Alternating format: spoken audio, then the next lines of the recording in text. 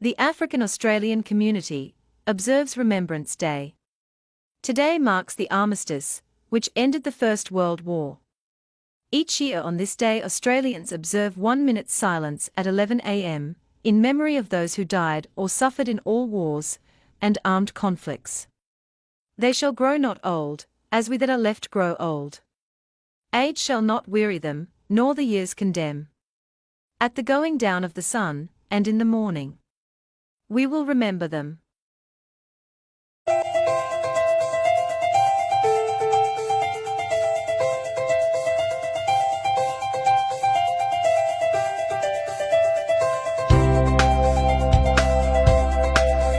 It's 1918. For 4 terrible years, more than 40 countries have been mired in the bloodshed of the biggest conflict so far known to man. Countries across Europe were caught up in the conflagration, but Africa too was drawn into what was truly a world war, a conflict that changed the African continent forever. This is the story of the First World War told from the African perspective.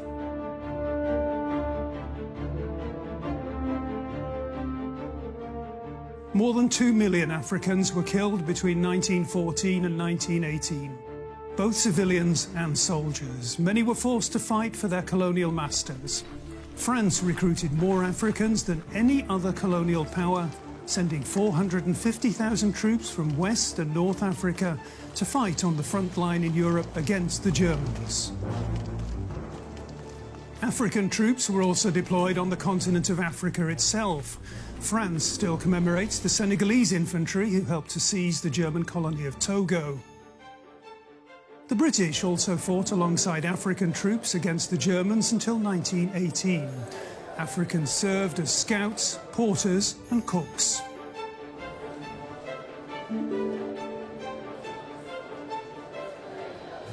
Germany also exploited Africa. Thousands were forced into military service in Tanzania, the former German East Africa. That meant labour shortages in the fields and there was widespread starvation. The economy collapsed. Around 1 million people died in Eastern Africa as a result. The First World War changed the map of Africa. Germany's defeat meant the loss of its colonies. German East Africa, German Cameroon, Togo and German Southwest Africa were all taken over by the victors as trophies of war. Consequences are still being felt today. In Cameroon, for example, the former colony was divided between Britain and France, with the French getting more than 4/5 of the land. After the end of colonial rule in 1960, the divided country was reunified, but by no means peacefully. The English-speaking minority felt abandoned by the central government. Rebels are still fighting for their own homeland, and there are deaths nearly every day. Namibia, once German Southwest Africa, was not divided but placed under the control of the League of Nations. An independent country was supposed to emerge with the help of South Africa. But the South African government had other ideas and seized control just 2 years after the end of the war. South Africa imposed its apartheid regime on Namibia and oppressed the black population until Namibian independence in 1990. The First World War cost millions of African lives, both during the conflict itself and in the years that followed. Germany's defeat led to the redrawing of borders. Colonial power changed hands. The result? Seismic changes that are still today at the root of conflicts in many regions of Africa. For many Africans, the end of the First World War did not bring hope for liberation.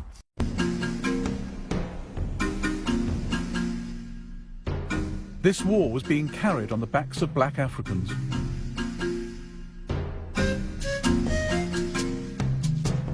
For the let-off campaign alone, the British recruited over 1 million black porters. 1 in 5 died from malnutrition and disease, death rates comparable with those on the Western Front. They endured their ordeal quietly. They only had duties and hardly any rights. They tumbled into the splashing mud with their heavy loads and were then ruthlessly forced to move on and catch up.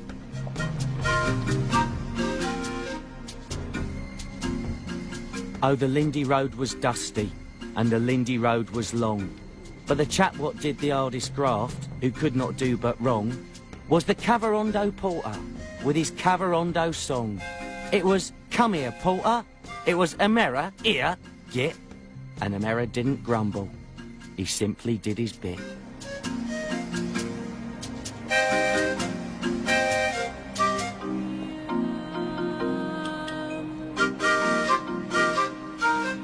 What Smuts saves on the battlefield, he loses in hospital.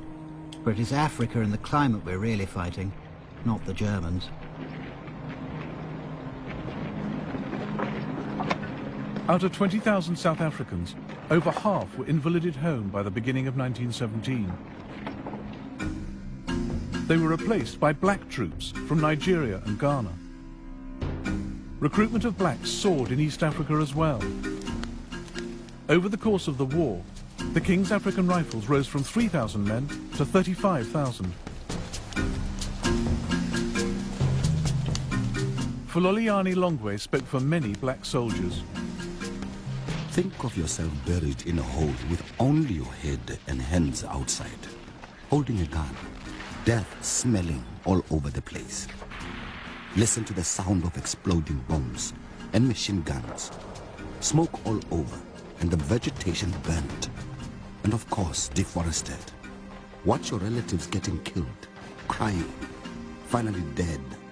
These things we did, experienced, and saw.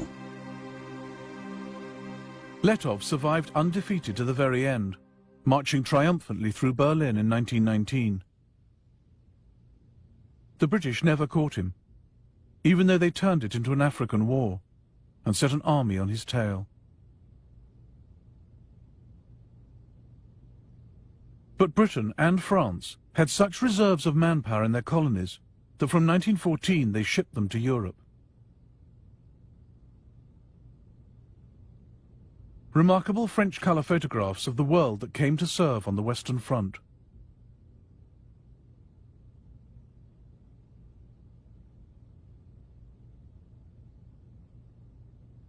French General Charles Mangin had calculated that France could raise up to 300,000 from her empire for Europe. No one believed him. But in fact, they mobilized double that number.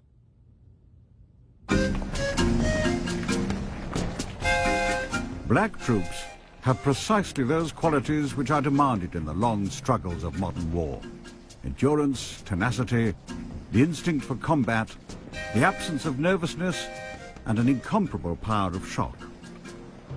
Not only do they enjoy danger, a life of adventure, but they are also essentially disciplinable.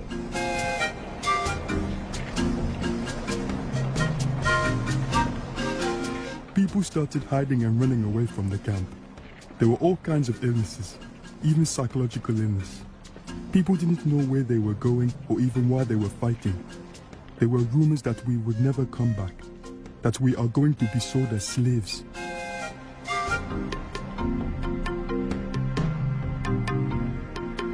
India provided Britain with 1.75 million men in the war. They'd been thrown into some of the toughest fighting from the start.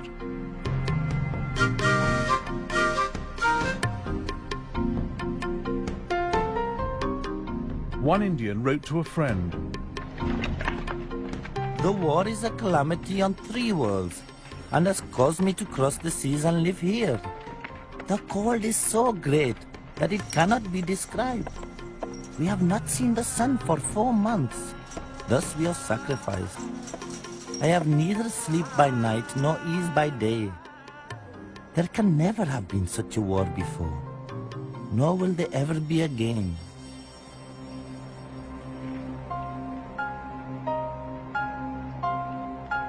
Some men, like Jason Jingo, used to the habitual racism of colonial rule, returned home with greater self-esteem.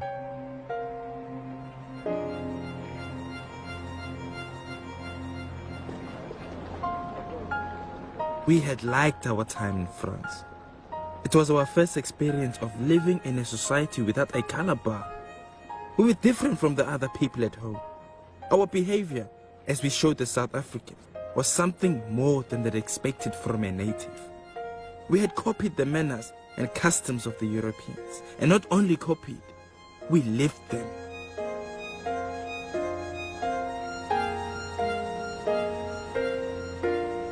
But it wasn't the same Africa Jason Jingo and the other survivors came back to after the war.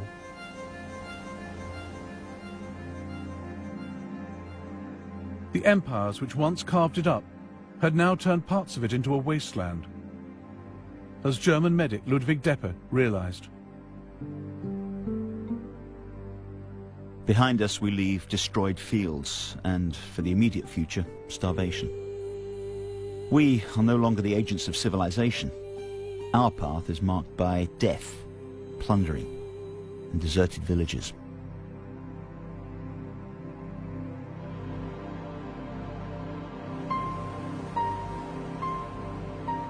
It would be years before African nationalism took off, but a few had begun the journey. In 1914, John Chilembwe challenged the basis of the war and Africa's place in it. And his words would haunt colonial officials for years to come. Let the rich men, bankers, titled men, storekeepers, farmers and landlords go to war and get shot. Instead, the poor Africans who have nothing to own in this present world, who in death leave only a long line of widows and orphans in utter want and dire distress, are invited to die for a cause which is not theirs.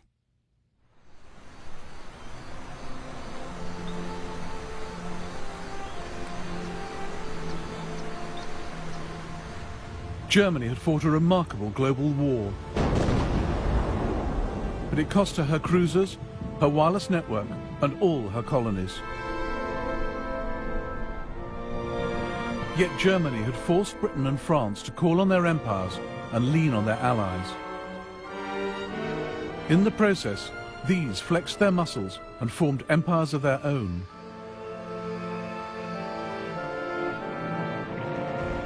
The First World War saw the last scramble for Africa. And the ideas the Kaiser had so hated, land grabbing, avarice and capitalism, had in fact been spread wider. For the moment, imperialism looked more successful than it had ever been.